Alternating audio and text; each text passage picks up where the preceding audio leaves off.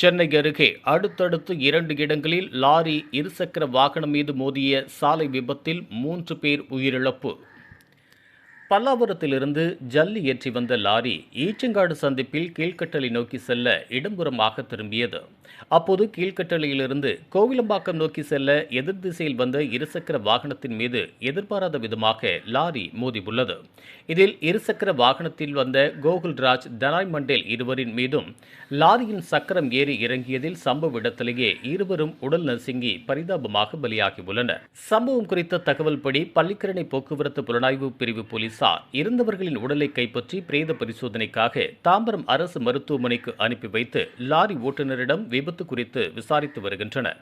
இதேபோல் சென்னை ஓஎம்ஆர் சாலையில் லாரி இடதுபுறம் திரும்பியதில் 51 வயதான அருணாச்சலம் என்பவர் ஓட்டி சென்ற ஸ்கூட்டி லாரியின் சக்கரத்தில் சிக்கி அருணாச்சலம் உயிரிழந்தார்.